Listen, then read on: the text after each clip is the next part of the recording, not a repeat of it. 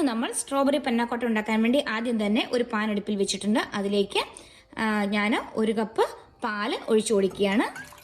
കൂടാതെ അതിലേക്ക് ഒരു 1/2 കപ്പ് ഫ്രഷ് ക്രീമും കൂടെ ഒഴിച്ചു കൊടുക്കുകയാണ്.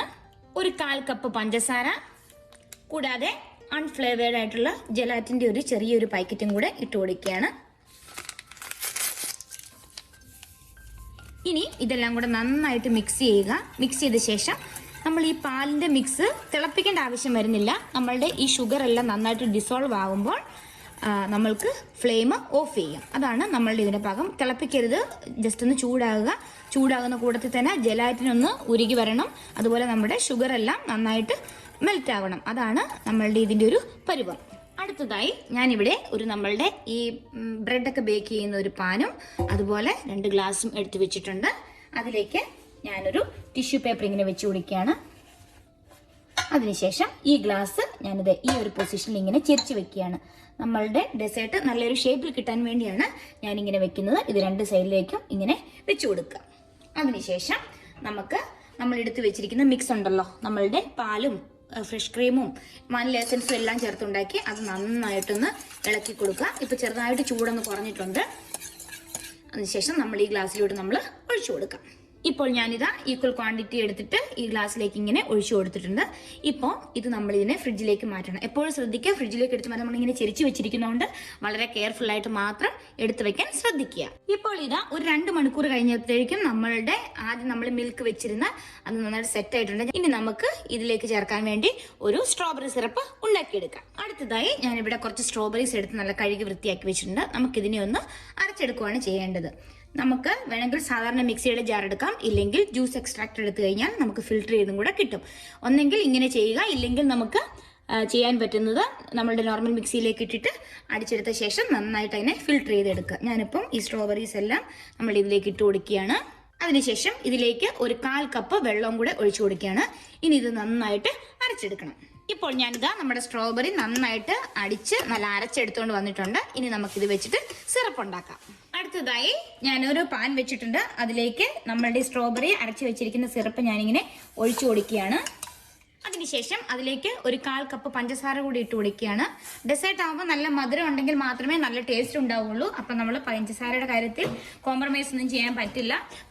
നമ്മളുടെ മധുരം കുറയുന്നതനുസരിച്ച് അതിൻ്റെ ടേസ്റ്റും വ്യത്യാസം വരും. കൂടാതെ ഒരു പാക്കറ്റ് ജലാറ്റിൻ. എന്നിട്ട് ഇതിനെല്ലാം കൂടെ നന്നായിട്ട് മിക്സ് ചെയ്ത് കൊടുക്കുക. ഇതിപ്പോൾ നന്നായിട്ട് ഇങ്ങനെ ഇളക്കി മിക്സ് ആക്കിയിട്ടുണ്ട്. അതിനുശേഷം നമ്മളുടെ ഈ പഞ്ചസാരയെല്ലാം നന്നായിട്ട് മെൽറ്റായി നമ്മളെ സ്ട്രോബെറിയുടെ ജ്യൂസിൻ്റെ ഒരു റോ ടേസ്റ്റൊക്കെ ഒന്ന് മാറി വരണം. അത്രയും നേരം നമ്മളിത് നന്നായിട്ട് ഇങ്ങനെ ഇളക്കി നന്നായിട്ട് തിളച്ച് വരണം. ഇപ്പോഴിതാ നമ്മുടെ സ്ട്രോബെറി സിറപ്പ് നന്നായിട്ട് തിളച്ച് വന്നിട്ടുണ്ട്. ഈ സമയം ഞാൻ ഫ്ലെയിം ഓഫ് ചെയ്യുകയാണ്. അതിനുശേഷം ഇത് നമുക്ക് ചെറുതായിട്ടൊന്ന് ആറാൻ വെക്കണം. ഇപ്പോൾ ഇതാ നമ്മൾ സ്ട്രോബെറിയുടെ ആ സിറപ്പ് നന്നായിട്ട് തണുത്ത് വന്നിട്ടുണ്ട്. ഞാൻ നമ്മളുടെ ഫ്രിഡ്ജിൽ ഓൾറെഡി സെറ്റ് ചെയ്യാൻ വെച്ചിരുന്ന നമ്മളുടെ മിൽക്കിൻ്റെ ഇതും എടുത്ത് വെളിയിൽ വെച്ചിട്ടുണ്ട്. ഇനി നമ്മൾ ഇതിലേക്ക് ഈ സ്ട്രോബെറി സിറപ്പ് ഒഴിച്ചു കൊടുക്കാം. ഇപ്പോൾ ആണെങ്കിൽ 2 കളറായിട്ട് വരും. ഇതാണ് നമ്മളുടെ പനാക്കോട്ടയുടെ ഹൈലൈറ്റ് എന്ന് പറയുന്നത്. നമ്മളുടെ സ്ട്രോബെറി സിറപ്പ് ഞാനിപ്പോൾ നമ്മളുടെ ഗ്ലാസ്സിലേക്ക് ഒഴിച്ചിട്ടുണ്ട്. അപ്പം ഇങ്ങനെ ഇരിക്കും ശരിക്കും. ഈ ഒരു സൈഡ് മിൽക്കിൻ്റെയും ഈ സൈഡ് നമ്മുടെ സ്ട്രോബെറിയുടെയും സിറപ്പാണ്. ഇനി നമ്മൾ ഇതിനൊരു സെറ്റ് ചെയ്യാൻ വെക്കണം.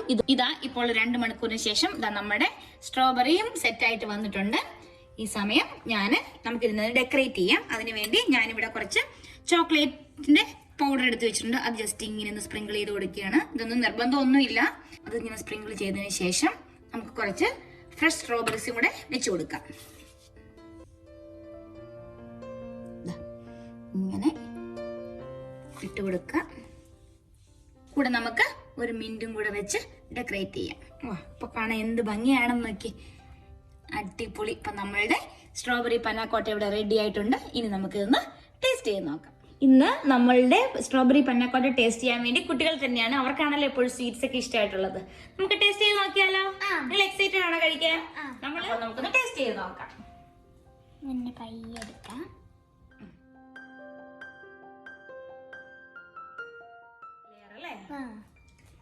കഴിച്ചു നോക്കിയേ.